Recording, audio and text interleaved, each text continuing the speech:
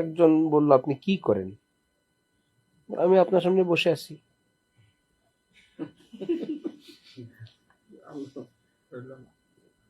এটা হইলো? হইলো না। কি করেন? ভাত খাই। এর দ্বারা কি বুঝাইতে চায়? এটা অরূপ আমাদের সমাজে এই শব্দটা, অর্থাৎ আপনি কি কর্ম করেন। কর্ম শব্দটা এখানে মাহজুব থাকে, উজ্জ্ব থাকে। আপনার কর্মব্যস্ততা কি? আপনি শব্দের তর্জমা বুঝলে হবে না। যদি বুঝেন আমি বুঝেও মস্করা করলাম, যদি বলেন আমি বুঝিই নাই। প্রথমটা হলে ছোট হসপিটালেই চিকিৎসা হবে, বুঝি আমি মস্করা করে মজা করে, সেটা প্রাথমিক ট্যাবলেটেই ভালো হয়ে যাবে। যদি বলেন আমি তো বুঝিই নাই, আমি তো ভাবছি এটা, তাহলে ভালো করে না আমি হসপিটালে নিয়ে চিকিৎসা করানো লাগবে, বড় কোনো ডাক্তারের মাধ্যমে। সার্জারিও লাগতে পারে, অপারেশনও লাগতে পারে। কি করেন? পড়াশোনা করি। এই প্রশ্ন, এই জবাব তো আমি পাইতেই থাকি, পড়াশোনা করে। পৃথিবীতে যত পড়াশোনা আছে সবগুলো করে সে। সুতরাং এখানে আর তোমার না বুঝার কোনো কিছু আর বাকি নেই, সে পড়াশোনা করে। এটা হলো এমন জব যে জবের সাথে প্রশ্নকারীকে একটা পেইন সাপ্লাই করা হলো। আমি আপনার কথার জবাবও দিলাম, পাশাপাশি আপনাকে একটা পেইনের মধ্যে ফেললাম। এখন ওই সাথে সাথে ওই লোক ওই পেইনের একটা রিয়াকশন এসে যায়। কি পড়েন? পেইনটা দূর করার জন্যই বেচারা এই রাস্তায় হাঁটে। স্কুলে পড়ি বা জেনারেল পড়াশোনা করি, আবার পেইন। বললো যে একাদশ শ্রেণীতে পড়ি। আরেকটা পেইন, কোথায়, কোন কলেজে? এবার বললো যে ঢাকা অমুক কলেজে। তাহলে সেই ব্যক্তির প্রথম প্রশ্ন, আপনি কি করেন? আমি ঢাকা অমুক কলেজে একাদশ শ্রেণীতে পড়াশোনা করি, ঢাকা যাত্রাবাড়ি মাদ্রাসায় সরহে জামি জামাতে পড়াশোনা করি। এই সংক্রান্ত তার জবটা যথেষ্ট না? কি করেন? ব্যবসা করি। আর একটু খোলাসা বলেন। হারাম ব্যবসা হইলে তার কেমনি কি বলবেন, হালাল যদি হয়।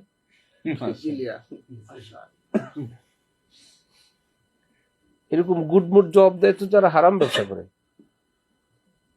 তারা। হালাল ওয়ালার তো ভয় নেই।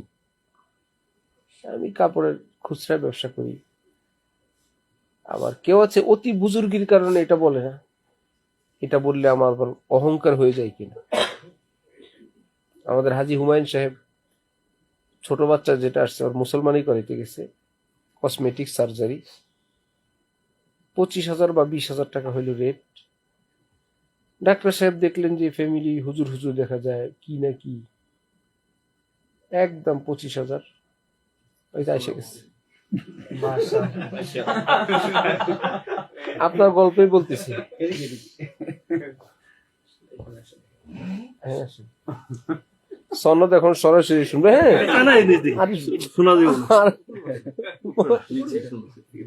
আপনি কথার উত্তর স্পষ্ট দেওয়া, এটা নিয়ে অনেকক্ষণ বলছি। কি পড়েন? পড়াশোনা করি। কোথায়? স্কুলে। কোন কলেজে? একবারে বললে হয়তো যে আমি অমুক কলেজে এই শ্রেণীতে পড়ি, অমুক মাদ্রাসায়। কি করেন? কাজ, চাকরি করি, ব্যবসা করি। এটা বলতে গিয়ে শেষ মাথায় এসে বললাম, হাজী হুমায়ুন সাহেবের ছোট ছেলে যে মুসলমানি করে তিনি ছিলেন, এবার বাকিটা আপনি বলেন।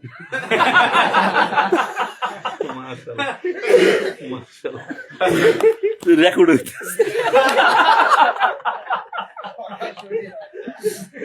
লাইনে চলে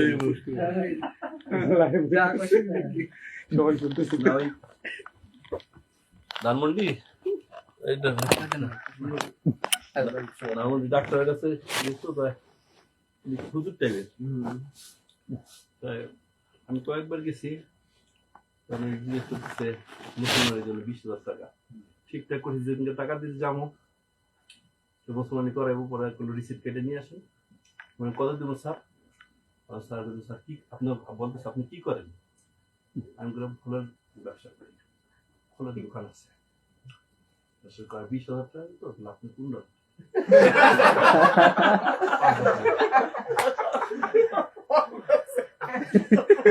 5,000 টাকা আপনার ডিসকাউন্ট করে দিলাম। পরে বাসাতে স্যার কি ওরে আল্লাহ, বিবিতে কয় তুমি এমন ভাবে কও, ওটা তো মনে করছো তুমি দোকানদার, এর দিল্লি ছাড় দিছে, আমি তো আপনার ছাড় দেয় নাই। অনেক সময় গেলে ডাক্তাররা প্রফেশন জিজ্ঞেস করে, পরীক্ষা দেওয়ার আগে অনেক সময় জিজ্ঞেস করে যে বড় পরীক্ষা পারবো কিনা, অনেক সময় এটা ই করে অবস্থা। হ্যাঁ অবস্থা না যাচাই করে। অনেকে মসজিদের খেদমত করে, কি করে? মসজিদের খেদমত করে।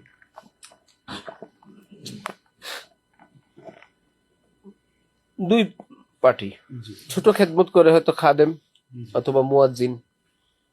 এটা বললে নিজের কাছে লজ্জা মনে হয় যে আমি, সবাই ভাবতেছে আমি এত বড় হুজুর। আমাদের হযরতুল্লাহ সেই মুরিদ, ভোলা মন পুরা যায় কোনো কাজে, টাকা পয়সা আছে, মানুষকে খাওয়ায়, দেখতে শুনতে খুব লাল চেহারা, এতে করে দীর্ঘদিন আর একটু বুজুর্গ বুজুর্গ ভাব, অথচ দুষ্টের হাড্ডি। এরা মানুষের কাছে মোটামুটি সে পিসাব হিসাবে পরিচিত হয়ে গেছে। অনেকদিন পর ঢাকা থেকে যায়, তসবি দেয়, আতর দেয়, খাওয়ায় বা এরকম কিছু, বিভিন্ন প্রশ্নের জবাব দেয়, মানুষকে দিনের কথা বলে। এর মধ্যে একদিন এরা প্রশ্ন করলো যে হুজুর বা হজরত, আল্লাহ রসুলে কোরআনে হাদিসে নামাজ এত রকম কেন? এত বড় বুজুর্গ ঢাকা থেকে আসে, ওনার কাছে প্রশ্ন করছে। উনি এসে হজরত আল্লাহর কাছে বলতেছে, হজরত এতদিনের মুরগি আজকে সব বাইট করবো আমি। আমার তো টেনশনে শেষ। পরে কি জবাব দিলেন? বিষয়টা তো জটিল, কিতাব না দেখে বলা যাবে না।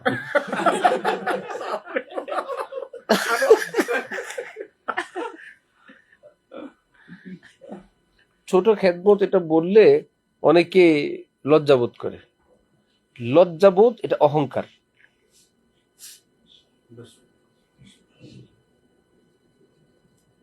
লজ্জাবোধটা কি? অহংকার। তার মানে আমি আপনার কাছে বড় থাকতে চাই, আমার আসল পরিচয় দিলে আমি ছোট হয়ে যাব, আমি ছোট হইতে প্রস্তুত না। পাশাপাশি যে দ্বীনের খেদমতটাকে আল্লাহ পাক আপনাকে দিলেন, সেটার প্রতি এক ধরনের অশ্রদ্ধা, অভক্তি। মাদ্রাসায় পড়ায়, মক্তবে, নাজেরায়, হিফজখানায়, তার মানে ওটার তার কাছে কোনো মূল্য নেই, এবং সে মানুষ হিসাবে তো আরো বড়, কাজটা হয়ে গেছে ছোট। আমি আসলে তো যোগ্য আরো বেশি, ছোট একটা কাজ করি, এর অর্থ হইল এই। আরেকটা হলো অন্তর থেকে ওই মসজিদের ঝাড়ুটাকে, আজানটাকে, খেদমতটাকে, মক্তবের আলিফ বাতে এত বড় মনে করা, তার চেয়ে নিজেকে আরো ছোট মনে করা, তখন মন ফুলে আলহামদুলিল্লাহ, আল্লাহ পাকের ঘর ঝাড়ু দিই ভাই, আল্লাহ আমাকে এই কাজে লাগাইছেন, আল্লাহ শুকুর, আল্লাহর ঘর ঝাড়ু দেওয়ার আল্লাহ তৌফিক দেন। আমি মসজিদের খেদমত করি, ঝাড়ু দিই, আমি মক্তবের বাচ্চাদেরকে আলিফ বাতা পড়াই, আমি নুরানি বিভাগের শিক্ষক। আলহামদুলিল্লাহ, অন্তর থেকে, শুধু তাকে শোনানোর জন্য বা বুজুর্গ হওয়ার জন্য না, অন্তর থেকে ওই দ্বীনি খেদমতকে বড় মনে করা, নিজেকে প্রচন্ড ভাবে অযোগ্য বলার পরে আল্লাহ আমার দ্বারা এই কাজ দিচ্ছেন ভাই, আমি এই কাজ করি। আরেকটা হলো, এটা তো অহংকার থেকে হইলো, আর এই উত্তরটা হলো বিনয় থেকে। আরেকটা হলো যে আমি যে মুহতামিম, প্রিন্সিপাল, বুখারী শরীফ পড়াই, আমি যে ওই মসজিদের খতিব, এটা বললে অহংকার হয়ে যাবে না? এই জবকে ঢাকার জন্য আপনি কি করেন? মসজিদের খেদমত করি, আমি মাদ্রাসার খেদমত করি। পরিবেশ পরিস্থিতি যদি ক্লিয়ার কথা বলার সময় হয়, ওই সময় যে আমি আমার পরিচয়টা স্পষ্ট বললে এটা অহংকার হবে, এটা বোকামি, এটা নিষেধ শরীয়তে পাক। ভাই ছোট ভাইয়ের বয়স 10, বড় ভাইয়ের বয়স 15। কেউ জিজ্ঞাসা করলে কি বড় ভাই বলবেন আমার বয়স 15? নাকি অহংকার হয়ে যাবে? কিভাবে বলি আমার বয়স বেশি, আমি কিভাবে বলি আমি ক্লাস 10-এ পড়ি, আমার ভাই 5-এ পড়ে, এটা কিভাবে বলা সম্ভব? কি করেন? আসি পড়াশোনা করি। কি আমরা দোনো ভাই পড়াশোনা করি, মানে কোনোভাবে এ কথা বলবে না আমি 10-এ পড়ি সে 5-এ পড়ে, যদি অহংকার হয়। এই বলাতে কোনো অহংকার নেই। অহংকার এর পরের ধাপে, আমি 10-এ পড়ি সুতরাং আমি ভালো, আমি মুহতামিম, আমি প্রিন্সিপাল, সুতরাং আমি শ্রেষ্ঠ, সুতরাং এর পরের খানে হইল নিষেধ। ভাই আসি, এই জিম্মাদারিতে আসি, এই খেদমত করি। খতিবি জিম্মাদারিতে আল্লাহ রাখছেন, জুমার জিম্মাদার। বুঝলেন? কথা বলার যখন এরকম ভাই জনে জনে গিয়ে বলতে থাকা, সেটা তো আরেক অহংকার। হযরত আল্লাহর নিকট এক বেচারা আয়েশা শুধু মুসাফা করে দোয়া করবেন আল্লাহ যেন মাফ করে দেয়। হঠাৎ শুরু হয়েছে গল্প। হযরত আল্লাহ বলেন এত বছরের সম্পর্ক, ইতিমধ্যে এসে প্রতিদিন দেখা হইলে মুসাফা, আল্লাহ যেন মাফ করে দোয়া করে। হযরত বললেন, একদিন বললাম কি হয়েছে, কি ব্যাপার? আমি তো নালায়েক না খানদার, সবাই ধরে আমাকে হালকা জিম্মাদারি দিয়ে দিছে। হ্যাঁ, আমি তো একদম নালায়েক, নিকৃষ্ট গুনাহগার, সবাই মিলে আমাকে আল্লাহ যেন মাফ করে। হযরত এই কথাটা বলার জন্য 1 সপ্তাহ ধরে কষ্ট করলেন, তা আগেই বলে দিতেন। বিনয় শব্দে হয় না, এমন না যে আমি বিনয় করলাম ফেরেশতারা লিখে ফেলবে বিনয়ের শব্দ, এই শব্দ দিয়ে বিনয় হয় না। এই জন্য হাদিস শরীফ আছে আত-তাকওয়া হা হুনা। সাহাবী বলেন ওয়া আশারা ইলা সাদরি, নবীজি বলেন আত-তাকওয়া হা হুনা ওয়া আশারা ইলা সাদরি। এটা হলো বাস্তব। এক ইমাম সাহেবের কেরাত প্রচন্ড ভুল। হযরত আল্লাহ পড়ছেন নামাজ, এখন নামাজের পরে হযরত তাকে কিছু বলবেন, অপরিচিত জায়গা, এখন লোকমা দিবেন ইমাম সাহেব এতদিনের, যদি বলেন বলছেন আপনি কি করেন কোথায়, আমি আছি এক জায়গায়। হ্যাঁ তুমি এক জায়গায়, কত হুজুর নামাজ পড়ছেন, তুমি এক জায়গা থেকে লোকমা দিতে আসছো, ঝামেলা না? হযরত বলেন আমি জামিয়া ইসলামিয়া যাত্রাবাড়ি মাদ্রাসার শিক্ষক, আল জামিয়া পত্রিকার আমি সম্পাদক, বা এই ধরনের অমুক জায়গার আমি খতিব, অমুক বুজুর্গের আমি খলিফা, যেই পরিচয় দেওয়ার এটা দিলে হুজুর হুজুর হুজুর আমি এটা ভুল হয়েছে আমার, আমি ঠিক করে ফেলছি। এটা ওই সময় তো ওই পরিচয়টা দেয়ার দ্বীনের খাতিরে, আমি বড় সেই খাতিরে না, ওই ব্যক্তিটাকে হক কবুল করানোর জন্য। না হলে সে মুশকিল হয়ে যাবে, বুঝছেন? শিশুকে ইনজেকশন দিবে, ব্লাড নিবে, ওই সময় তার প্রতি আদর কি? ডাক্তার বললো শক্ত করে ধরেন, শক্ত করে ধরা, তার চোখের পানি দেখা, যে কোনো ভাবে ওই কাজটা উদ্ধার করা, এটা তার প্রতি আদর। কি আদর হইলো? চাইপা ধরছে, ডাক্তারের কাছে নিয়ে গেছে, কাইটা দিছে ফেলছে, অপারেশন করছে, মা বাপ আত্মীয় স্বজন জোরে ধরছে, ধমক দেয় কেউ, এটা নাকি আদর। পরে জানা গেল পুরাটাই আদর ছিল। উপরে উপরে এই কঠোরতা, এটাও তার প্রতি আদর হইতে পারে। ঠিক উপরে উপরে এই ভাষাগুলো, এটাও বিনয় হইতে পারে। সাফ বলা চাই না? দেশের বাড়ি কোথায়? বাংলাদেশে। দেশ কোথায়? বাংলাদেশ। এবার আপনি মরেন গিয়ে, হয় না এরকম? অনেক অনেক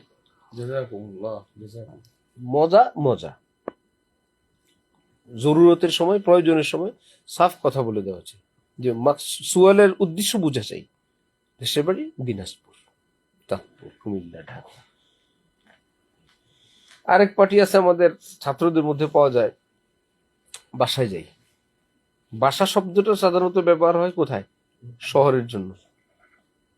হ্যাঁ যায় নোয়াখালী, যাবে কোথায়? নোয়াখালী, বাসায় যাই। আমি মজা করে বললাম, বাড়ি আর বাসা বুঝোস? এক ঘরের ভিতরে গোসল করে, ভাত খায়, রান্না করে, ইস্তেঞ্জা করে, ওটার নাম কি? বাসা। যদি আলাদা আলাদা হয় ওটা হলে বাড়ি। তোরটা কোনটা?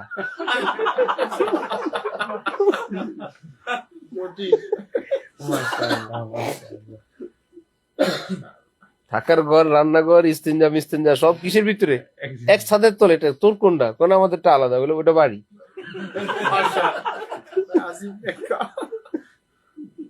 হ্যাঁ, বাসায় যা, ভাব। আবার ঢাকা বাসায় যা, বাসার ছুটি ছুটি ছুটি, খবর নিয়ে আমার কাছে খালার বাসা, চাচার বাসা। গ্রামের এক পরিচিত লোক, বাপ বলে দিচ্ছেন একটু খোঁজ খবর রাখবা, ওনার বাসায় নিয়মিত যাতায়াত করে। বেপরদার পরিবেশ, কমপক্ষে ওই লোকের স্ত্রী আছে বা তার ঘরে টেলিভিশন আছে। একটা অস্পষ্টতা থেকে সে কত ক্ষতিগ্রস্ত হলো। একদিন, 2 দিন, 3 দিন, 6 মাস, 9 মাস, কয়েক বছর পর ছেলেটা আউট হয়ে গেল। এক বাসার এক অস্পষ্টতা সে ধ্বংস হয়ে গেল, একটা অস্পষ্ট শব্দে। আল্লাহু আকবার। করে চাকরি ইসলামপুরে, বলে ব্যবসা করি। কিসের ব্যবসা? অনেকক্ষণ পরে জানা গেল আরেকজনের দোকানে চাকরি করে। এটাকে হালাল করার জন্য বলে ব্যবসা শিখতেছে। ব্যবসা শিখে এই জন্য উনি কি করে? ব্যবসায় বর্তমানে ব্যবসা করে। বললে কি সমস্যা? এগুলো সব হয় অহংকার থেকে। যে ছোট হইতে কেউ রাজি না, অথচ গাছের বীজ থাকে গাছের মাথায়, ফলের ভিতরে আমের আটি, জামের বিচি ইত্যাদি। সে তো অনেক উপরে উঠলো। সে যদি চায় যে আমি স্থায়ী হই, আমার থেকে বংশ বিস্তার হোক, আমার থেকে এরকম আরো আম জাম হোক, তাকে ওখান থেকে নিচে নামতে হবে, মাটিতে আসতে হবে, মাটির নিচে দাফন হইতে হবে। এইটুকুন তাকে সহ্য করতে হবে। কিসমত যদি ভালো হয়, একদিন সে গাছ হবে, তার থেকে হাজারো ফল হবে, হাজারো মানুষ উপকৃত হবে। আর যদি সে বলে আমি এত ঊর্ধ্বের, আমি নিচে যাব না, থাকো, কমপক্ষে আমি মাটির নিচে যাব না, মাটিকে ছুঁইব না, এত উপর, ফিনিশ, রোদ বৃষ্টিতে শেষ। এটাকে হাদিস শরীফে রাসূল সাল্লাল্লাহু আলাইহি ওয়াসাল্লাম বলেন, মান তাওয়াযা লিল্লাহ, আল্লাহর জন্য যে ছোট হয়, রাফাআহুল্লাহ, আল্লাহ নিজে তাকে উপরে উঠান। সুবহানাল্লাহ। কিন্তু কোন পর্যন্ত উঠান? হাদিস শরীফে এটা নাই। সুবহানাল্লাহ। এর না থাকাটাই হাদিসের ব্যাখ্যা। কেন? বিনয়ের মাত্রা যেমন, আল্লাহর উপরে উঠানো কি? কোন তালা বলবেন? 100 হাত, 500 হাত। বিনয় যেমন, জিতনি তুমহারি কুরবানি উতনি খুদা কি মেহরবানি। হযরত ওয়ালা করাচি রহমতুল্লাহি আলাইহি, শাহ আব্দুল গনি ফুলপুরি রহমতুল্লাহি আলাইহির খিদমত করতেন। জাননেওয়ালা দেখনেওয়ালারা পরে এসে বললেন, আমরা শুনলাম। এলাকার মানুষ কেউ জানতো না হযরত আলেম, একজন শিক্ষিত মানুষ, একজন বড় বাপের সন্তান।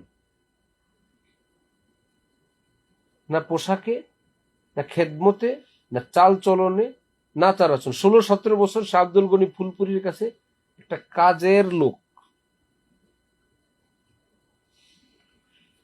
1-1.5 মাইল দূর থেকে হযরত ফুলপুরির ফ্যামিলি রান্না, গোসল, পানীয়, সমস্ত পানি 1 কিলোমিটার 1.5 কিলোমিটার দূর থেকে সারা বছর এনে দিতেন। ওনাদের বাড়ির কাছে পুকুরের জোক, অনেক ধরনের পোকা ব্যবহার করা যায় না, আরো সব খিদমত। জাস্ট একজন কর্মচারী, গোলাম। 16-17 বছর গোলাম হয়ে থাকছে। হযরত শাহ আব্দুল গনি ফুলপুরি যখন একদম বিছানায় পড়া, একদম নাজুক খেদমতের ব্যাপার হয়ে দাঁড়াইলো, হযরতের বাবা নাই, হযরতুল্লাহ করাচির বাবা নাই, মা আছেন সুস্থ।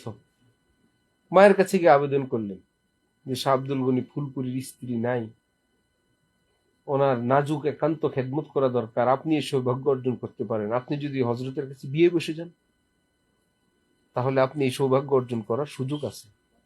মা কেমন? মা বেচারি রাজি হয়ে গেছেন। এত বড় এক আল্লাহওয়ালার কাছে ইজাব কবুল হয়ে ওনারা খেদমত করে গেছে না জীবন।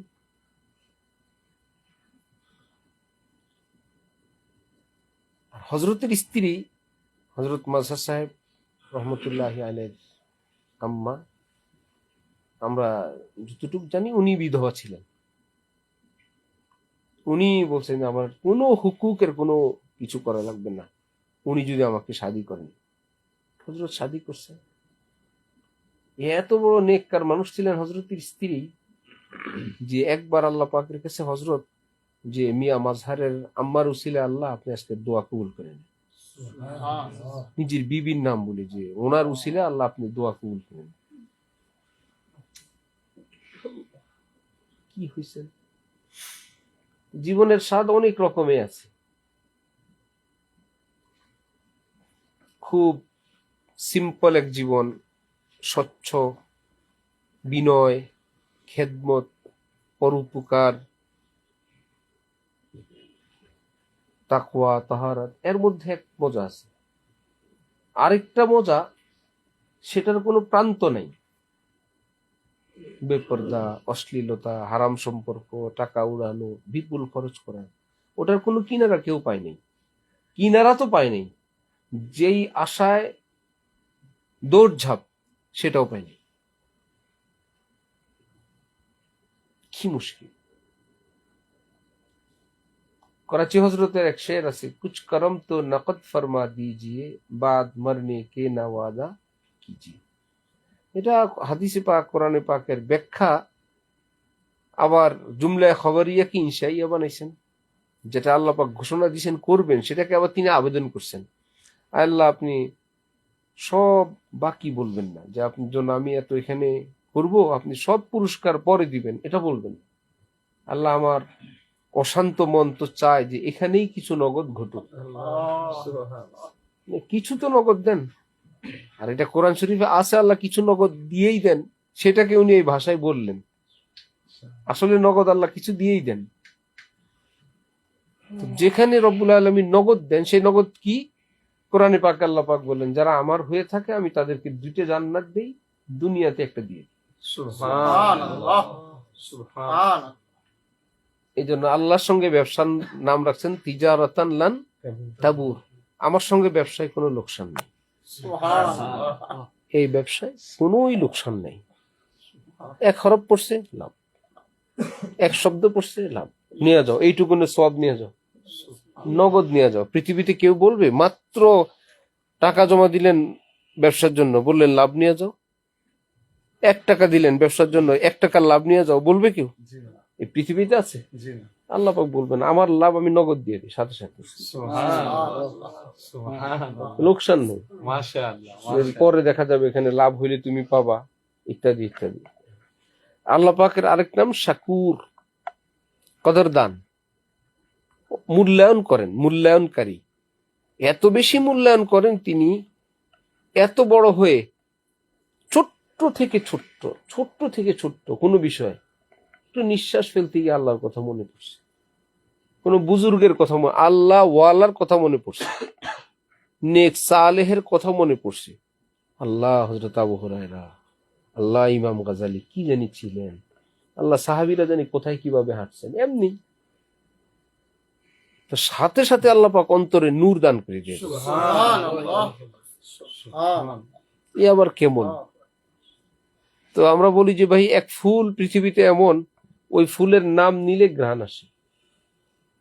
পৃথিবীর যে যেখানে বসে ফুলের নাম নিবে সাথে সাথে ঘ্রাণ। তাহলে ওই ফুলের গায়ে কত ঘ্রাণ? যে নেক বান্দা সালেহ যারা, তাদের নাম নিলে আল্লাহ পাক নূর নাজিল করেন, রহমত দান করেন। তাহলে সেই মানুষগুলো কত নূরওয়ালা। সুবহানাল্লাহ, সুবহানাল্লাহ। মিথ্যা সব, ধোকা, মাতাউল গুরুর। করাচি হযরত বলছেন না যে কোনো একটা বিশাল অট্টালিকায় বিশাল সাইনবোর্ড লেখা থাকে, ভাই এই বাড়ির সবই ধোকা, ছলনা, প্রতারণা, সাবধান। শরবত খাইতে গিয়ে মুখে দিল কোনো ধরনের এসিড অথবা কেমিক্যাল, হা হা করে সবাই হাসলো, একজনে ধরা খেল, আরেকজনে ক্রিম কিনলো, ক্রিম কিনতে গিয়ে দেখে ওটা তো ক্রিম না, ওটা চুন। হা হা হা করে হাসলো, টাকা নিয়ে গেল। আর একটা বিশাল সুন্দর একটা বিল্ডিং, সেখানে পা দিল, ঢুকলো, থাকবে, ধপাস করে ভেঙে পড়লো। হায় হায় কি মুশকিল, মানে সবই ধোকা, এবং চোখের সামনে সবাই দেখতেছে। ওই বাড়িতে থাকতে কত বেশি, আগের যুগে এমন হইতো, বিয়ে বাড়িতে দুলা মিয়াদেরকে এরকম কিছু করতো না, জি। এই এই ধোকা সেই ধোকা বিভিন্ন। তো বেচারারা অনেক সাহায্যকারী নিয়ে যেত, নিজে চুপ থাকতো, আশপাশ থেকে তারা সাহায্য সহযোগিতা করতে থাকতো। ভাই বহুত সাবধান, কোন জায়গায় কোন ঝামেলা হয়। দুনিয়ার পুরা বিশাল বড় দুনিয়া আল্লাহ পাক তৈরি করে সাইনবোর্ড এবং সিল লাগাই দিয়েছেন, মাতাউল গুরুর, পুরাটা ধোকার সামান। আশা করে লাভ নেই। এই যৌবন, এই রূপ, এই সৌন্দর্য, এই ক্ষমতা, এই অর্থকড়ি, এই ফুল, এই সুন্দর আকাশ, এই জোয়ার, এ সব কিছুই থাকবে না। কুল্লু মান আলাইহা ফান, যা আছে সব ধ্বংস হবে, শুধু আমি থাকবো। এজন্য একটা কাজ করে থাকতে হয়, আল্লাহ পাকের রেজামন্দির সীমারেখার ভিতরে কেউ পড়ে, কেউ পড়ায়, কেউ দিনই কাজ করে, কেউ খেদমত করে, কেউ হালাল ব্যবসা করে, চাকরি করে, সবটা একটা দুনিয়ার নিজাম। কিন্তু এটা মনে রাখা চাই যে ভাই আমি একজন মুসাফির আছি, এমন না যে আল্লাহ আমাকে হুজুর হওয়ার জন্য পাঠাইছেন। দুনিয়াতে তোমাদেরকে শিক্ষক হওয়ার জন্য প্রেরণ করলাম, ছাত্র হওয়ার জন্য প্রেরণ করলাম, মুজাহিদ হওয়ার জন্য প্রেরণ করলাম। মাকসাদে হায়াত ভুলে না যাওয়া, তখন সহজ হয়ে যাবে, একদম সহজ। উদ্দেশ্য ঠিক থাকলে হলো, আর বাকিগুলো। হযরত বলতেন ভাই স্টেশনের চা, ট্রেন আরেকটা আসবে, ডাক দিবে আর উঠবো, এর মধ্যে একটু চায়ের ইচ্ছা হলো, চলো। ওই দিন কোথায় জানি, আচ্ছা এখানে যেদিন আমরা আসবো সব কিছু প্যাকেট হয়ে গেছে, এখন চা খাইতে মন চায়। চায়ের তো কোনো কিছু নেই, আছে কেটলি আর পানিটা আছে, পানি গরম করে খাই ফেলছি, দেখলাম ভালোই লাগছে। আমি শুনছি এক মহিলার কথা, আমার একটু এক দুই ধাপ দূরের এক আত্মীয়া, সে বাপের বাড়িতে আসলে সে তুলনামূলক ধনী, বাপ অত ধনী না, মাঝে মাঝে চা থাকে না, পাতা থাকে না, এই ঝামেলা হয়। সে নাকি গরম পানি করে খায়, বলে আমার এতে আরাম লাগে। তা আমি গল্প শুনে ওই দিন আমি আরাম খাইলাম। চা খাওয়ার সফরের দিন মদিনা মুনাফারে, চা খাবো, সবাই নামতেছে, আমার এখন চা পানি একটু গরম করলাম, এর মধ্যে মোহাম্মদের নানা ঢুকছে রুমে। আরে তো রুমে চাটা নাই, বললাম আব্বু আমি তো এরকম খাইছি, আপনি একটু খান। মোহাম্মদ রে বললেন গরম পানি করে তো আরামসে ফুরুত ফুরুত করে গরম খাই হয়ে গেছে। ছাড়াই হ্যাঁ, আপনি চা পাতার খুঁজে আছেন।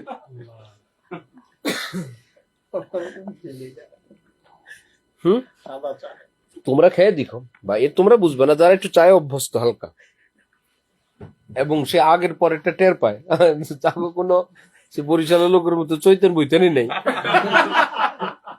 এক লোক শুনেছে যে সিএনজির সামনের সিটে ড্রাইভারের পাশে উঠছে গোল জামাওয়ালা, তো জামা উঠে দিয়ে বসছে, যে লুঙ্গি সব উঠে বসে আছে আরামসে। তো পিছনের থেকে একজনে খোঁচা দিছে, খোঁচা দিলে আবার সে বিরক্ত, বলে কি চৈতন বৈতন নাই, তাও চুপ। পরে বাত আসল লাগে না, ঠান্ডাও লাগে না, কতটুকু কি উঠেছে, তার একদিনে বসতো তো পাওয়ার কথা। এই লোকের বুঝে যাবে কুল্লু চাওয়া। যারা বুঝে চা খাওয়ার আমার একটা প্রয়োজন, এখন চা খাওয়ার পরে সে মনে করে আলহামদুলিল্লাহ। রাত 3টা মক্কা মুকাররমায় বা মদিনা মসজিদে, মনে হতো এই হযরতুল্লাহর রুমে আর কেউ নেই, ভাই ঘুম আসে না, 3টা বাজে ঘুম আসে না, কেন ঘুম আসে না? তো হঠাৎ বল, আরে ভাই তুমি একটু চা খাও নাই,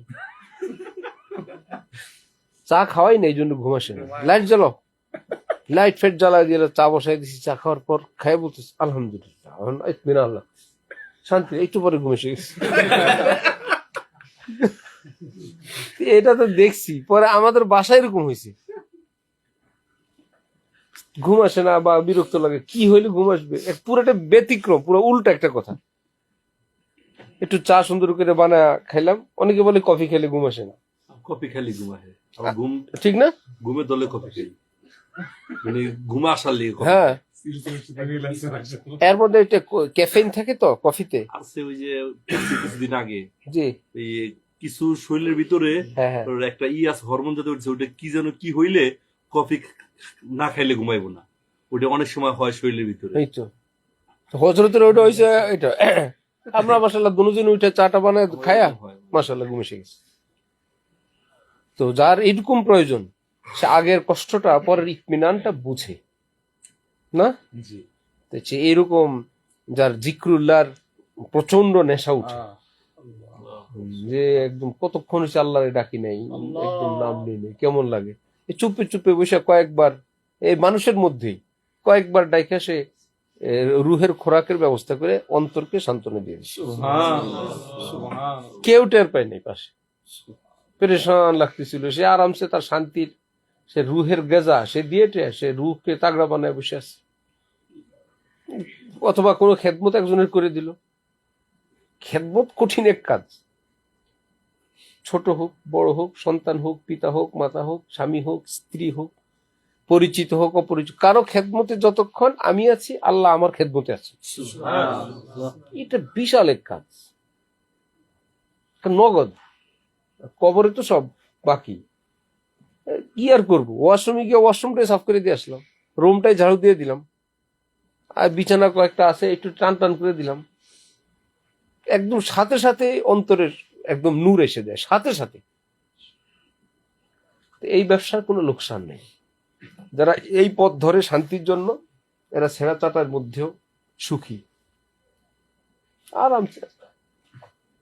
হযরত ইমামে আজম আবু হানিফা রহমতুল্লাহ আলাই সংবাদ আসছে পৃথিবীর শ্রেষ্ঠ কাপড়ের জামা উনি পরেন, যেই কাপড়ের জামা রাজা বাদশারও নাই। বাদশাহ দুধ পাঠিয়েছেন, গিয়ে দেখেন সত্যি এরকম কাপড়ের জামা ওনার গায়ে, কিন্তু হাতার পাশে ছালার চট লাগানো একটু। দুধ বললেন হযরত এই দুইটার মধ্যে মিল কি? বললেন একজনে কাপড় হাতিয়ে দিছে, দর্জির কাছে বানানোর জন্য দিলাম, দর্জি বলল হাতার পাশে কাপড় শর্ট হবে, আমি বললাম চটমট কিছুটা লাগায় বরাবর করে দাও, এক হাতায় কাপড় শর্ট হয়েছে দিয়ে দিছে, আরামসে গায়ে দিয়ে বসে আছে। বাদশার কাছে গিয়ে বললো হযরত ঘটনাই। বাদশা বললেন ওনাদের জন্য ঠিক আছে, ছালার চট পৃথিবী বিখ্যাত কাপড়, অন্তরকে কোনো ধরনের প্রভাবিত করতে পারেনি, দুটোটা তার কাছে একই রকম, ওনাদের জন্য এই কাপড় ঠিক আছে। ভাই একটা গায়ে দিলে মেইন টার্গেট, তাদের টার্গেট হাসে খেলে ফুর্তি করে। হযরত আল্লাহ করাচি বলেন অনেক, হযরত বলেন যে জৌনপুরে গেলাম, ছোট ছোট মেয়েরা কলসিতে পানি আনে, কাকে একটা কলসি মাথায় একটা কলসি, মাথারটা ধরা নেই, যেটা কোলে কাকে ওটার গলার মধ্যে এরকম চেপে ধরা, মাথায় একটা পানি ভরা কলসি, ওটা নিয়ে হাঁটতেছে। হযরত বলেন সেটা কি ধরা নাই মনে করো? প্রচন্ড মনোযোগ দিয়ে সেটাকে সে কন্ট্রোল করতেছে। বাহ্যিক ভাবে দেখবা সেটা ধরা নাই, কিন্তু ধরা আছে। যারা হাত ছেড়ে সাইকেল চালায়, জি একদম দোনো হাত ছেড়ে দিছে, সে কি হাত দেয় নাই, সে কি মনোযোগ দেয় নাই? হাত দিলে যা দিত এর চেয়ে বেশি মনোযোগ, সেটাকে সে কন্ট্রোল করতেছে। তো ড্রোন উঠতেছে, উড়ে কোন জায়গা থেকে কেউ তাকে কন্ট্রোল করতেছে। এরকম তসবি হাতে রাখা, সারাক্ষণ তেলাওয়াতে থাকা, জিকিরে থাকা, চোখ বন্ধ মোরাকাবায় থাকা, এটা কার জন্য সম্ভব? কিন্তু অন্তর দিয়ে এইটুকুন হুঁশে থাকা, না জায়েজ অবস্থায় তো নাই, হারাম কাজ তো করছি না, জুলুম তো করতেছি না, বাস এক এক সেকেন্ডের দাম। আমার দ্বারা কোনো গুনাহ তো হচ্ছে না, আমি কোনো গুনার ভিতরে তো নাই এই মুহূর্তে, জুলুমের ভিতরে তো নাই, এই এক এক কল্পনার দাম, এই এক এক সেকেন্ডের লক্ষ লক্ষ রাকাত নফলের চেয়ে দাম। কারণ এই আমলটা হলো ফরজ, নফল তো নফল, পৃথিবীর সব ফরজ মিলে একটা নফল বরাবর হবে না। আর এটা যদি সে ডেইলি 10 বার করে 20 বার করে 50, তাহলে তার নফলের চাইতে সে কত অ্যাডভান্স। লোক দেখতেছে সে এভাবেই রং তামাশা হাসি, কিন্তু ভিতরে ভিতরে হুঁশ। যেহেতু এখন পৃথিবী এক প্রকারের আধুনিক, পৃথিবীর মধ্যে অনেক রকমের হাল হাকিকত, সমকালীন আল্লাহওয়ালা বুজুর্গানি দিন যারা মানুষের মন মনন মস্তিষ্ক বুঝেন, সমাজ বুঝেন, বয়স বুঝেন, পরিবেশ পরিস্থিতি বুঝেন, সে আল্লাহওয়ালাদের জীবনধারা আমাদের জন্য নিরাপদ, নিজেদের তৈরি করা কোনো জীবনধারা নয়। মাশাআল্লাহ। গতকাল বললাম না, ঢাকা বিশ্ববিদ্যালয়ের পড়ুয়া 2 ছাত্র প্রতি সপ্তাহে আসে, মাঝে মাঝে আসলে হজরত ওলার জন্য চামেলি ফুলের একটা ফুলের তোড়া দেয়, হজরত নেন, শোকেন। আমি পাশে থাকলে, ভাই দেখো আমিও সুখী, ভাই খুব ভালো, ওরা দুজন এক কোনায়। এতদিন আসস তোরা, টুপি দুগা আছে না, আবার টুপি পকেটে আছে, পরে না, ইচ্ছা করে হজরত ওলা চুল ধরে একটু টান দিবেন বা একটা থাপ্পড় দিবেন ওটা খাওয়ার জন্য, এরপরে টুপি পরে বসবে, বা কোনোদিন এমনি পরে আসে। তার ছাত্র মানুষ, তাদের এই ফুলের টাকা বা ইত্যাদি কিছুই বললেন না, বলেনও না। বললাম না, আমাদের বানানো জীবনধারা আর আল্লাহওয়ালাদের বানানো জীবনধারা কত বেশ কম। কি পরিবেশ থেকে বাচ্চাগুলো আসে, মন চায় কাউকে ফুল দেই, কাউকে ভালোবাসি, কেউ আমাকে ভালোবাসুক, ওই অবস্থাটাকে সে আল্লাহওয়ালা লালন পালন করতেছেন। আমি যদি ধমক দিই, সে এখন হারাম জায়গায় ফুল দিবে, সে অন্য কারোর সঙ্গে সম্পর্ক করবে, কোনো নেশার জগতে জড়ায় পড়বে, আদর আপ্যায়ন দিয়ে, ভালোবাসা দিয়ে তাকে যে হারাম এক জগৎ, এক নষ্টামি থেকে তাকে রক্ষা করতেছেন, সেও জানতেছেন। সে ভাবতেছে হুজুর খুব ভালো, আমি ফুল দিই, আমাকে আদর করেন, এটা বলেন, বকা দেন, চুল টান দেন। আমাদের অবস্থা কি হইতো, বা আমরা দূর থেকে বসে, হ্যাঁ উনি দেখে না শরীয়তের খেলাফ, পায়জামা টাকনুর নিচে হারাম কাজ করতেছে, মান রাআ মিনকুম মুনকারান ফালইউগাইয়িরহু বিয়াদিহি, শরীয়তের বিরোধী কাজ দেখলো তো ক্ষমতা থাকলে এটা বন্ধ করা উচিত। ওনার উচিত ছিল এই বেলেট দিয়ে প্যান্ট কাটে দেওয়ার সাথে সাথে। এ হলো আমাদের ধরন।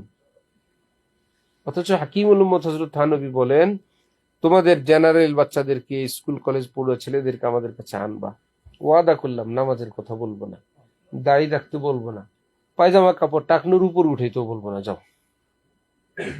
আমল কয়টা? 3টা।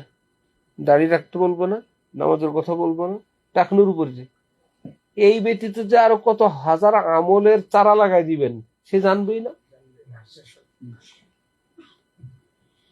এই জন্য নিজেদের বানানো জীবনধারা অনিরাপদ, প্রচন্ড রকমের। আল্লাহওয়ালারা এক একজন এক এক মেজাজের হন। সবাইকে নিজ জায়গায় থাকতে দেওয়া, নিজের মনের বিপরীত কিছু হইলে এটাকে ছেড়ে দাও, ভাই ওনাদের বড়দের কথা আমি জানি না। ঠিক আছে ইনশাআল্লাহ। তাহলে সাফ জিন্দিগি এবং মাকসাদে হায়াত। আসছি এখানে কিছুদিন বন্দিগি করব, হঠাৎ গ্রামে যাবেন যারা, তারা দেখবেন আমরা যখন যাই, বুড়া হয়ে গেছে, দাড়ি পেকে গেছে, অমুক লোক মারা গেছে, অমুক মস্তান নাই। গ্রামের মধ্যে শুধু ঝামেলা বাঁধায় রাখতো, 2 পাড়ায় 2 জন, দুজন নাই, তাও ঠুসঠাস। হঠাৎ এর ঘরে আগুন লাগাই দিছে, এর খেরের স্তূপ কি বলে না, খের জমা করে খড়কুটা, এটার মধ্যে আগুন লাগাই দিত। এমন বিশৃঙ্খলা কিছু কয়েক বছর ছিল আমাদের গ্রামে। একজন জ্বালায় দেয় আরেকজনকে, গ্রামে লিফলেট বিতরণ করে, একজনের নামে আরেকজন, যাত্রার নামে। দুজন শিক্ষিত, একটা ছিল বহুত দুষ্ট, ওটা করুণায় শেষ, আর একটা হঠাৎ শেষ, কবর। কি লাভ হলো? আল্লাহ, আমাদের এক ওস্তাদ বলছেন, এমন কথা বলো না লোকে বলে ধুত, এমন জায়গায় বসো না লোকে বলে উঠ।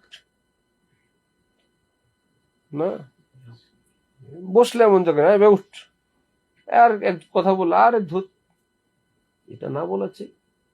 নিজের সম্মানের মূল্যায়ন করা চাই, কোনো ক্ষমতা থাকলে, কোনো বুদ্ধি থাকলে কারো উপকার করা চাই, মানুষকে মানুষের পিছে না লাগানো চাই, লেগে আসে সেখান থেকে ছুটানো চাই। আজ তো মিথ্যা কথা বলা যায় 2 জনের ঝগড়া মিটানোর জন্য। আরে ভাই উনি তো আপনার মহব্বত করেন, আপনি বলেন এরকম সেরকম, সে তো আজকে আপনার অনেক প্রশংসা করছে, একদম পুরোটা মিছে কথা জায়েজ। আবার ওই লোকের কাছে গিয়ে বলবে, আরে ভাই আপনার প্রতি তো তার ধারণা ভালো, কি খামাখা কোন বিষয় নিয়ে আপনাদের মধ্যে তিক্ততার দূরত্ব, সে তো দেখলাম আপনার প্রতি বেশ শ্রদ্ধাশীল। এই ডিউটি করে 2 জনকে মিলাই দিয়ে দিচ্ছে। আর শরীয়ত 2 মুমিনের সম্পর্কের কত গুরুত্ব যে আস্ত মিথ্যা কথা বলা যায়,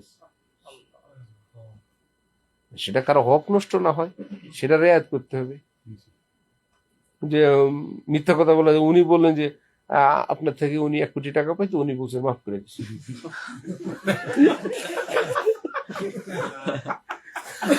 আপনি নাকি ওনার কাছে ঋণগ্রস্ত ছিলেন 1 কোটি, উনি তো এটা আজকে বলছেন আপনার থেকে নিবেন না। এটা কি গন্ডগোল কমলো না আরো বাড়লো? মাশাআল্লাহ, মাশাআল্লাহ। বোকা তো বোকাই, বোকা। দুই মুমিনের সম্পর্ক এরকম হয় মানুষের।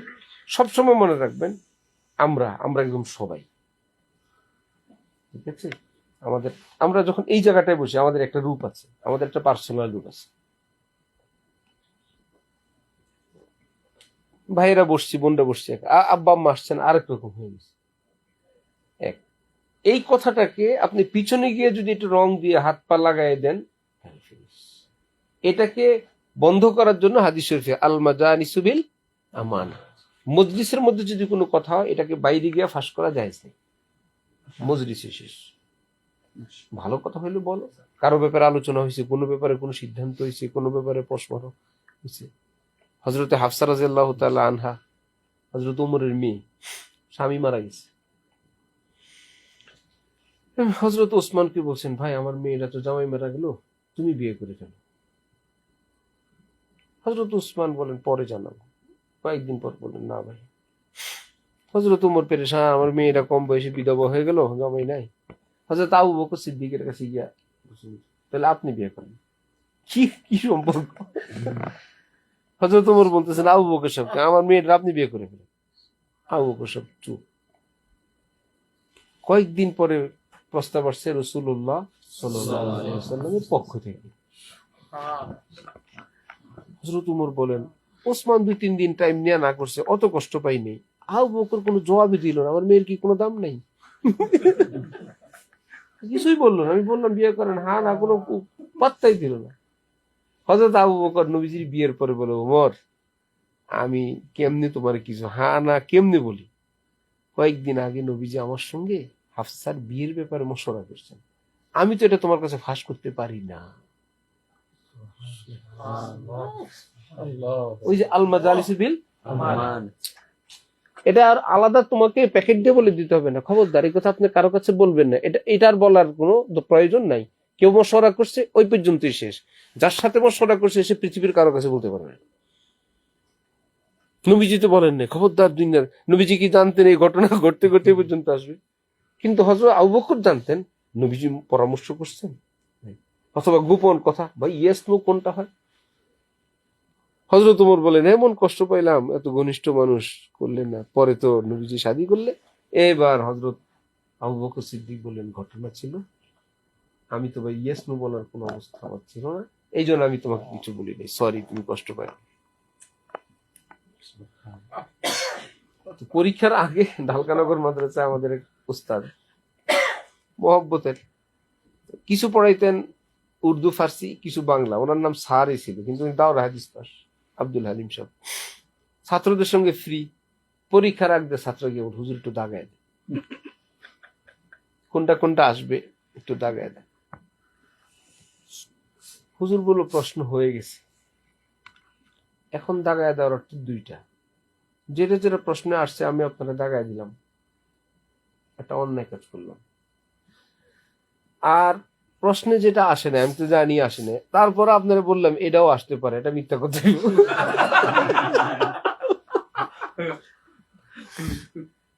যেটা আসে নাই আমি খামাখা আপনারা বললাম এটাও আসতে পারে, এটাও আসতে পারে, আস্তটা মিথ্যা কথা, আমি তো জানি আসেনি। নির্দিষ্ট করে বললে এক বিপদ, না বললে আরেক বিপদ। এর চেয়ে বলা আপনি গিয়ে পড়েন, আল্লাহর উপর ভরসা।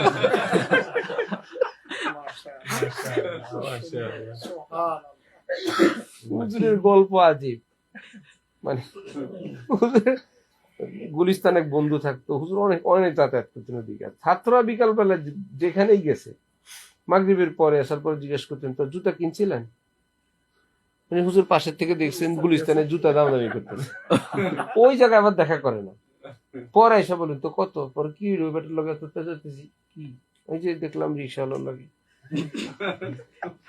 এরকম ব্যাপক হইতো, প্রায় হইতো, দু একজনের, চারজনের। তা আমাদের এক সাথী, সে আমার মাদ্রাসা থেকে পালায় যাবে, ভাবছি যাত্রাবাড়ি গুলিস্তান দিয়ে গেলে যদি হুজুরের সঙ্গে দেখা হয়। সে বেচারা পালাইছে চক বাজার দিয়ে। ওই দিন চক বাজারে হুজুরের সঙ্গে দেখা।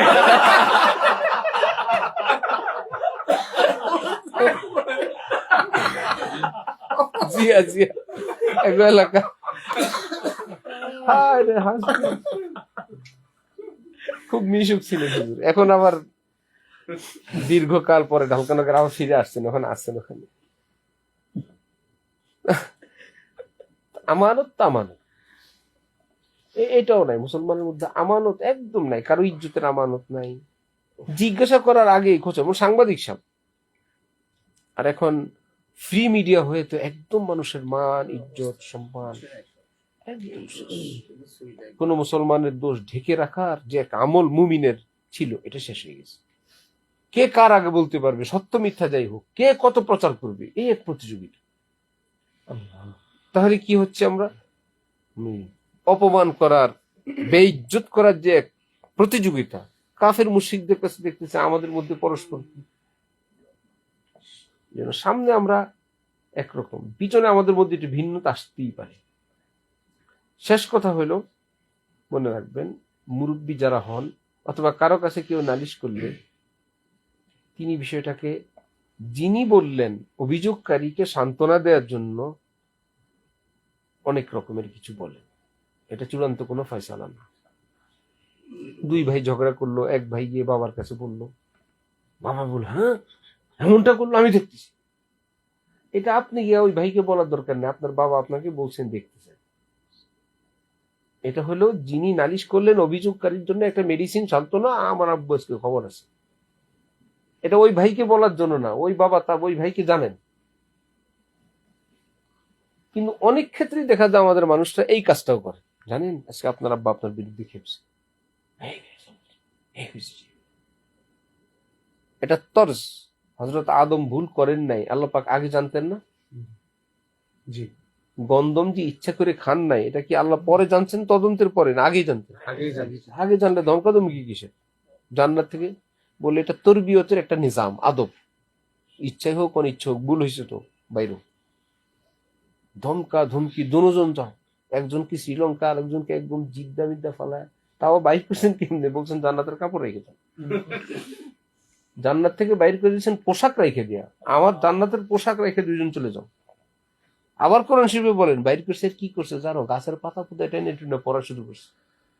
ফাতাফিকা ইয়াকসিফানি আলাইহিমা মিন ওয়ারাকিল জান্নাহ। জান শেষ মেশে আল্লাহ বলেন, আরে এটা তো আমার একটা সিস্টেম, ও ভুল টুল কিচ্ছু হয় নাই। বড়দের আচার আচরণ, রাগ, ধমক, গুসা এরাই বলছেন, এটা নিয়ে ছোটদের ওই মাথা নেই। ঠিক আছে? তাহলে সামনের বিষয়, মজলিসের বিষয়, বড়দের বিষয়, এটা এই ডিউটি ছেড়ে দাও। আর কোন একটা ভালো সাইড বের করে, ভাই ভালোর জন্য বলছেন, ভাই চলো তোমাদের ব্যাপার, তোমাদের ফ্যামিলির ব্যাপার, ভাই তোমাদের দলের ব্যাপার, তোমাদের মাদ্রাসার ব্যাপার। যে মসজিদ কমিটি, আরেক মাদ্রাসা, আরেক ব্যবসা, মানে মনে হয় যেন তথ্য কালেকশনের জন্য রেডি থাকে। শুনলাম আপনার মাদ্রাসা থেকে এক শিক্ষক চলে গেছে, না চলে যান, তো আমরা বাইর করে দিচ্ছি। আচ্ছা কি হয়েছিল? যারা বাইর করে দিছি ওই বেচারা আবার আসছেন, দেখেন এই বছরের মধ্যখানে আমি বাইর করলো, হ্যাঁ এটা কি ঠিক হয়েছে? কত বড় অন্যায় হয়েছে। ভাই তোমার বোঝা উচিত, যারা প্রতিষ্ঠান চালায় কোন কারণেই তো তাকে বের করছে, তুমি তাকে সান্ত্বনা দিয়ে দাও, তাকে চেতাও কেন?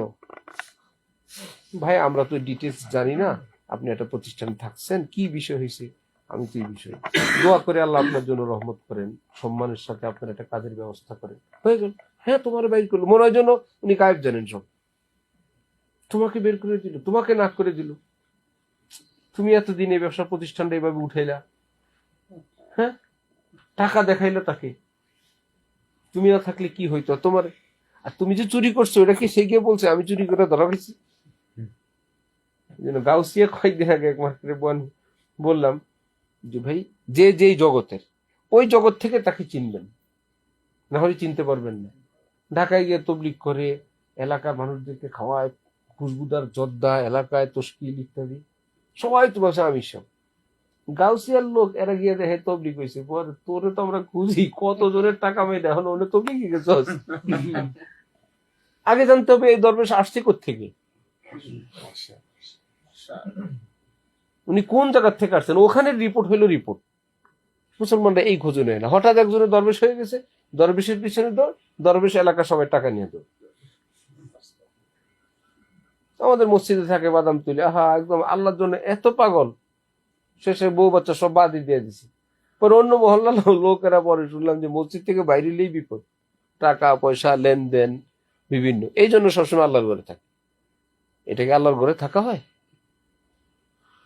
এই জন্য কারো ওয়াজ কারো বয়ান কারো ইউটিউব ইত্যাদি শুনেই হ্যাঁ সে কে তার একটা চ্যানেল আছে তার একটা জগৎ আছে সে কাদের সাথে পড়ছে কাদের কাছে পড়ছে তার কর্মজীবন কি তার আখলাক কি তার লেনদেন কি সেটা জেনে তারপর এইটুকুনের সময় নেই 3 দিন একটা ভালো ওয়াজ করলেই তার ভক্ত হয়ে গেল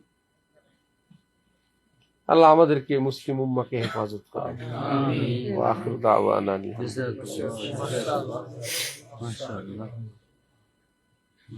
চলো আমরা মজার গল্প দিয়ে শুরু করছি তোমরা আমি এটা বলছি যে মজলিস বয়ানের নামও দিও বসি আমরা এক জায়গায় এক সফরে আসছি আল্লাহ সবকিছু সুন্দর করে হাজি সাহেবের সাথে অনেক বেশি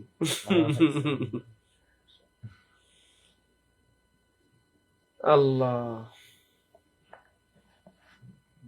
ঠিক আছে পাশে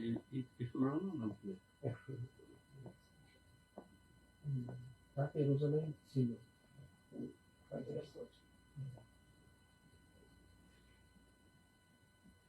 মুনাসিব সাথীরা সফর করছে সফর মানে হলো ধৈর্যের পরীক্ষা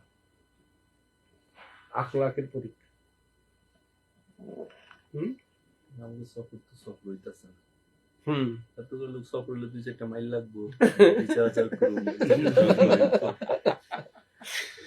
কত যে খেলা গ্রুপিং হইব তো দেশ ভাগ হয়ে যাবো ফরিদপুর নদীর ওই পারে একটা গ্রুপ হইছে চাঁদপুরে একটা গ্রুপ সদরঘাটে সেই মামা কিন্তু কথা শুনলে